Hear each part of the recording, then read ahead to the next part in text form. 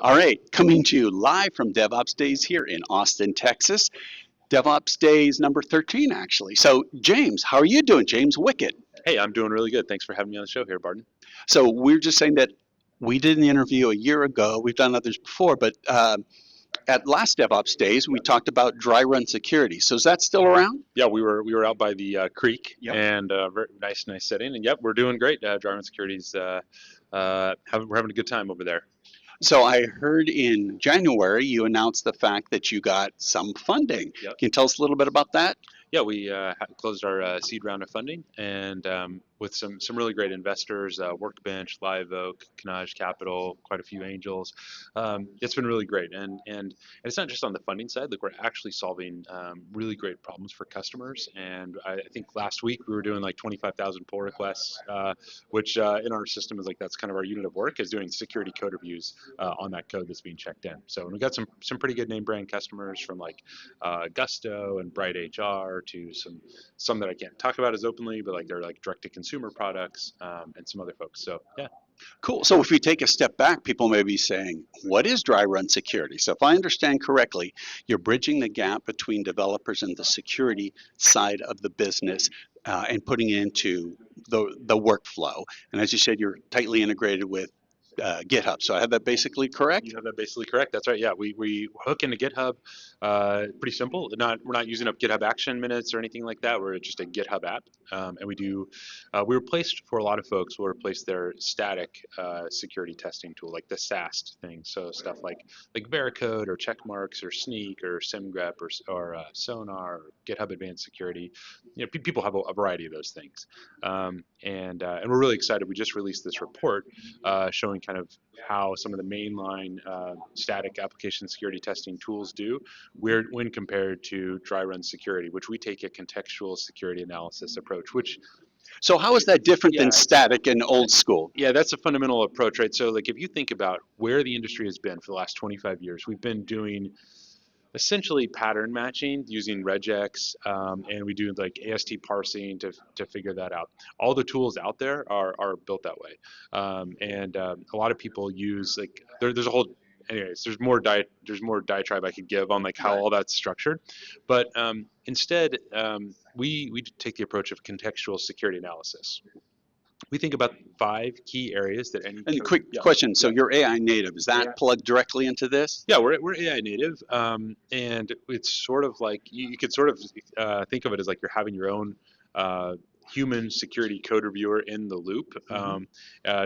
We're trying to like mimic that fact. And so my co-founder Ken, he used to run internal security over at GitHub. He ran the security code reviews, the pen testing, things like that. And so a lot of times I'm like, we're giving you the ability to put Ken inside of every single code change you're making in your system, and it's really, really cool. But they're not at Ken level yet, right? So as you said, it's more like someone to come in and then to what extent do you then have to review it? And then I cut you off there about contextual. Well, we can dive into both. So is it perfect? No. I mean, even in our own assessment, we took 26. So we have this report, and I'll give it to you so we can put it in the link if people are interested. But we took 26 payloads across 4 different languages. That were all like, they're not the most exotic, but they're not like spread across like multiple files or anything weird like that. But they are all real, and we put them to work across 5 different scanners. It was DryRun Security, of course, SimGrep, Sonar Cube, GitHub CodeQL, and Sneak Code. So those, usually people have one of those or kind of something like that. Out of those 26, DryRun, we found 23 out of the 26 payloads. So is it perfect? No, not perfect. But that's still a pretty dang score. Yeah, the next one that came in was like 12. Dang! So that's like over 100%. Well, a little bit less, yeah. Yeah, and then the laggard Sonar Cube, they only found 2 out of the 26. So, but basically we had a clumping of kind of the traditional static matching tools that kind of aggregate. They kind of all clumped towards the bottom, Mm-hmm. and then DryRun Security was like a marked different approach. And it's because the way we do it, when code comes in, we perform contextual security analysis. And you were kind of asking, like, how does that work? Right. Well, So this is real time, as you're saying. yeah, this is real time, and we consider 5 key vectors for like any code change as we're evaluating it, and it fits this acronym we called SLIDE. So the surface, the language, the intent, the design, and the environment. I like that. Yeah, and so we build out this contextual window in seconds, and we kind of put all that together, and then we're able to do analysis on that. We have both. We have types. We have some other highly tuned analyzers. I've been traveling all week at RSA, and so sorry I'm a little bit fumbled on my words here, but You're doing great. yeah. So we'll have that, and then we'll confirm any findings that we can using our high signal analyzers. We'll present you the unconfirmed bits as well, in case that may be interesting for you. And then I think the real breakthrough is, like, everybody is expecting SAST, but we've also developed a part of our product called natural language code policies. So we can look for things that are just impossible to match patterns for. So things like, are you adding sensitive data to files, or how you're we were talking at this conference at DevOps Days about your infrastructure as code, your Terraform, your GitHub Actions, anything that you're doing there. It's pretty hard to match like those types of patterns, and so that's usually the big unlock for us. Is like, we'll get somebody installed and we'll kind of like, check the box for SAST for them and get them a way better performant thing. Then we ask them, like, what do you really care about? Within 5 minutes, we can write up a natural language code policy with them, and it's like it sounds. It's not a DSL. There's no patterns to match. You're not going to like send your engineering team or your security team like maintaining the tool for forever. It's like natural language, and it's really, really cool. And usually we start solving problems just on day one for customers. So if I'm a developer, how much am I seeing what's going on? How much am I working on it, or is it just sort of automagic for me? Yeah, for developers, it usually can seem kind of automagic. We have different implementation modes. So some security teams, they on certain repos, they may kind of put it in quiet mode so they can kind of keep an eye on things. But most teams choose to turn on DryRun security feedback right inside of GitHub. So you check in code within 10, 15 seconds, could be maybe a little bit longer, but we'll give you feedback right there inside of GitHub as a comment, and we'll tell you like, hey, here's what we see is wrong with the pull request or security factors to consider. If there was any risk that we confirmed, we'll also present that to you. And so that's pretty understandable and actionable by the developers? Yeah. I mean, we try to always be clear, like, hey, these are the findings we had that are maybe unconfirmed or that we're not sure. If we have a natural language code policy that triggered, that invokes its own workflows on that end, and maybe that usually is set up by your security team. And then any confirmed findings we have with any of our high signal analyzers, because you can kind of think of like OWASP top 10 stuff like SQL injection, cross-site scripting, hard-coded encryption, keys or tokens and stuff like that. So how much then is there communication or connection between the security team and the devs? Is it all through is it a bit, they don't see each other, but they work together through the code and through DryRun? Yeah, they're both getting their own individual value out of it. So like the developer is getting value right inside of the pull request itself, and usually security teams, let's say you have a couple hundred developers and they're making a change or two today, a change or two every day to your system. You're talking about 1,000 plus pull requests coming in a week. That is not uncommon for all the teams we have. We have some that are encroaching 1,000 pull requests a day for some of them. So what does that mean for security? You can't see through all the noise. You have no idea what's going on. You don't know where risk is really entering in your system. So we have a code insights part of our product that helps present to them, like, here's the most significant risky things that happen in your system. Okay, so I'll tell you two stories if I can. Right. Okay, so we did some of our early POCs with customers, and we were kind of getting them going. And we go through the readout. And we're like, hey, we found some cross-site scripting and some tokens and some stuff.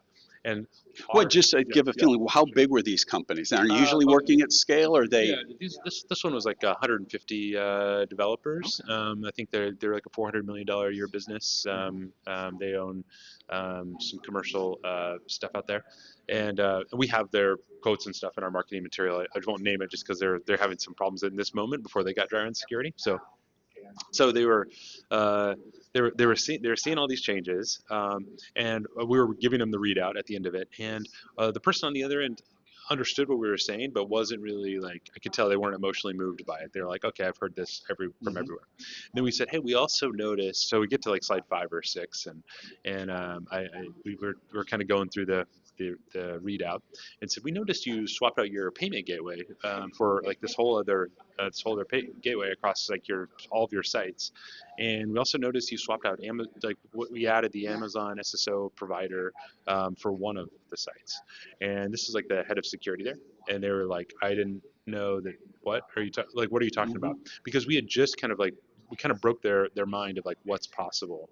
Because if you're just looking for known patterns like SQL injection or cross-site scripting, that's all the risk you're going to see.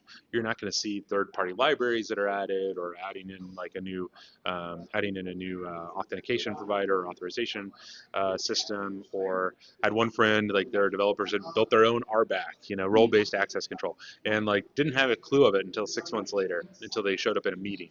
But Code Insights on our end like helps present that data back to our security champions, security leaders, people who really care about what's going on in the system. So we're trying to provide value to both groups. So that's been fun for us. But I'll tell you, especially for DevOps Days, here's the coolest thing that happened. All right, so we just signed this new customer in February, and so, or I guess they closed in March, and so a couple weeks ago I called them up. It's like, hey, how's it going? Are you liking it? What are you thinking? And he said, you set up a natural language code policy for us during the demo, and yesterday or a couple days ago it fired. And it was one that we set up for most of our customers, which is like, is there sensitive data being added to our logs by this code change? Because developers do that all the time, mostly debugging. They're not trying to like create a problem for anybody. They're not trying to do anything evil. But once you find customer data in the logs, what do you got to do? You got to like issue a report to those customers. You got to like have some sort of finding on your audit and compliance thing. You got to figure out how to redact all that stuff. You got to set up. I mean, it's just like a lot of work happens, and we've all done it. Not I, but yes, yeah, I'm sure okay, you have. but everybody in the industry is like, Right. yeah, been there. Right. Like, it's like, and you usually find out that data has been going to the logs for months, years, even, and now you're left with triaging that.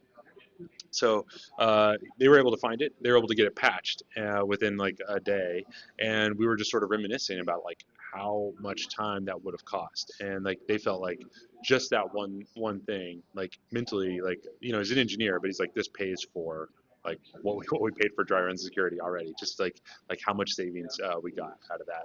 And so I think that's really fun, because like no pattern matching tool on earth is ever going to tell you that, but something that can look at like overall context and risk. And our natural language code policies are like really excellent at that. So obviously this fits into a larger ecosystem. So to what extent do you provide APIs that people use to connect to their other platforms within the company, and to what extent does it just sort of snap in easily? Yeah, so we snap in easily right inside of like GitHub or GitLab. Developers get feedback there. We have a connection over to Slack, where you can get alerted on the type of things that you want.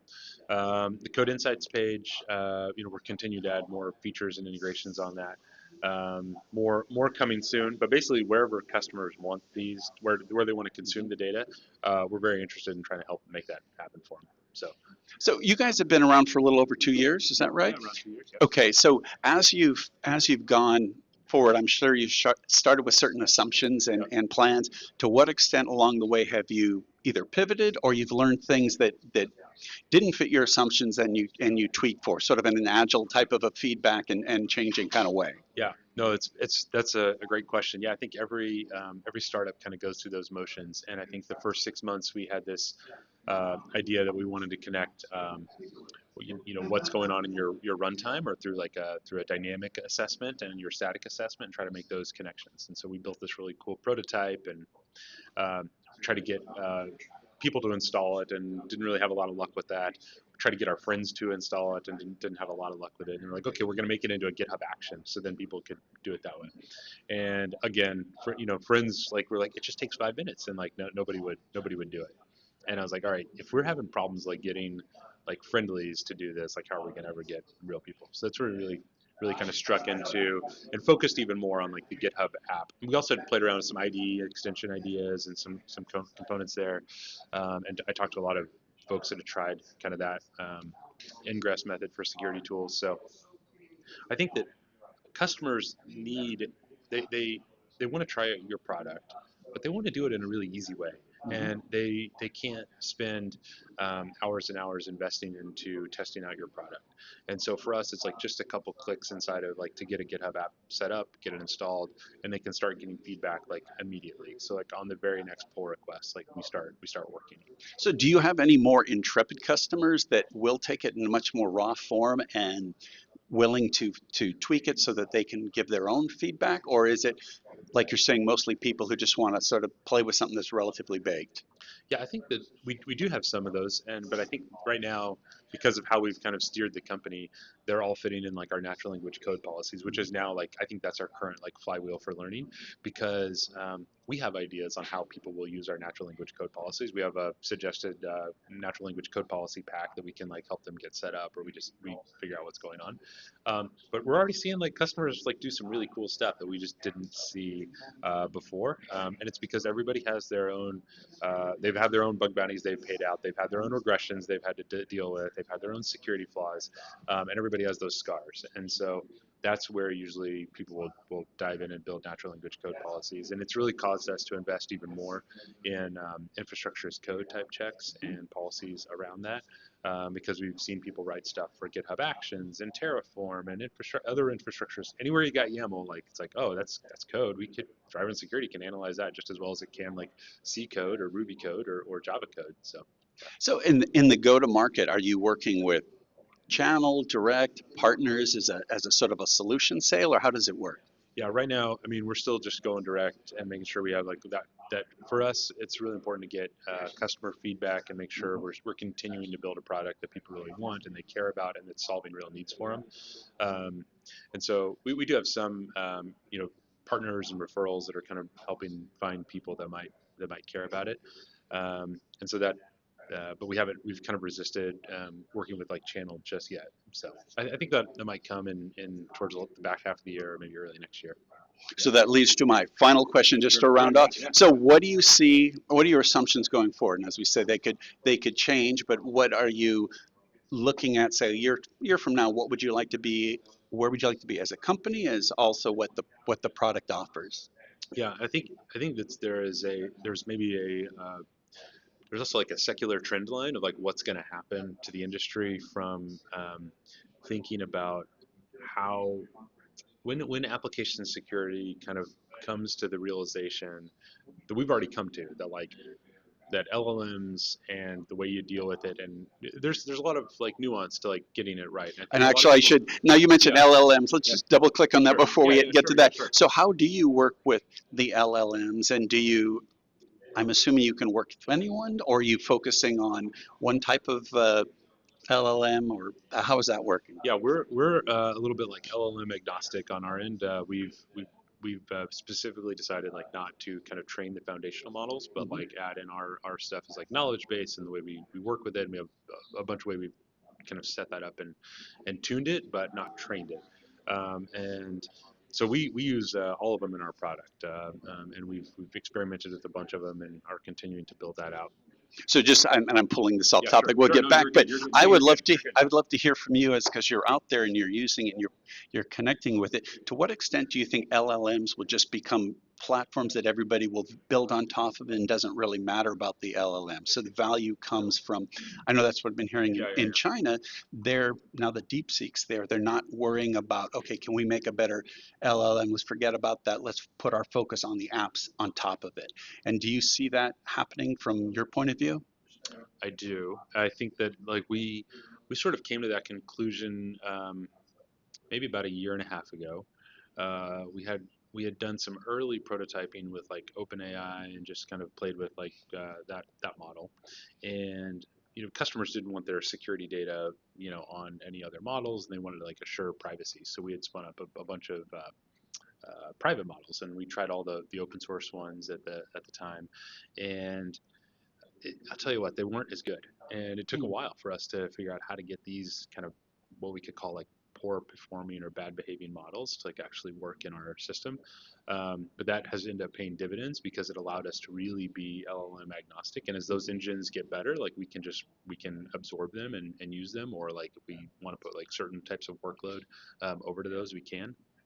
A lot of the privacy things continue to evolve and get better. Customers' willingness to to use that, like I think that's also like one of those industry things that continue to shift. Like we don't have to explain that we're using like private LLM endpoints or whatever like that anymore. But a year ago, that was like every conversation I had was like, well, I don't know, we don't want to do that.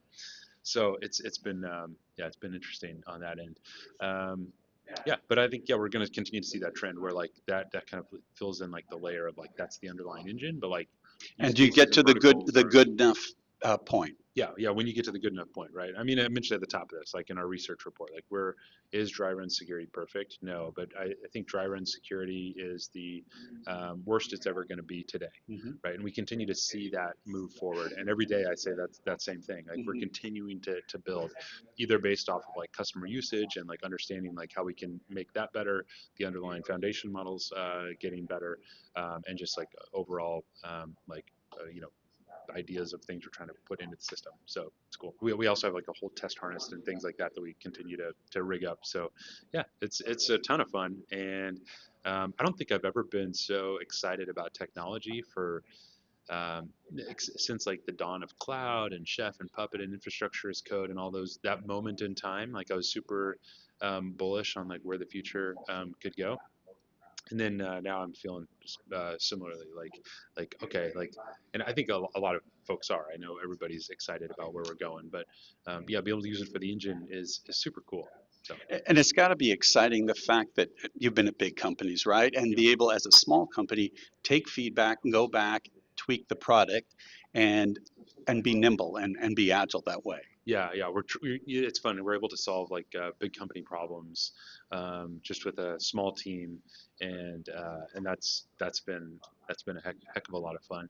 And because the coverage we're able to get with LLMs, both on language and technology growth, and that stack that we're building on top of, it's allowing us to deliver results that you couldn't have in like the specifically in my little area of the world, right? In application security, like static matching and tree parsing and that kind of stuff, and like it just doesn't work as well. And so one of the things we've noticed is most of the security tools out there, they've kind of kept their core engine the same, and then they added on like AI as like an afterthought product. And sort of instead maybe we were building at the right time, and we just had the intrinsic belief that like that old methodology was going to die. And so us being LLM native from like the very genesis of like what we built really has proved to pay dividends so far. So we're in a race to keep up. I know I can't sit on this news for forever. People will read the report and they'll be like, oh, how are they doing this, right? That's the next natural next step there. Well, first step is denial, but everything's public, so you can go check it all out. But then the next step is how they do it. So we continue to innovate and build on top of it. Excellent. Really interesting and so exciting. And we're going to probably do this again next year. And I'll be very interested to see where you're at. So, all right, coming to you live from DevOps Days, Barton George and James Wickett. All righty, take care.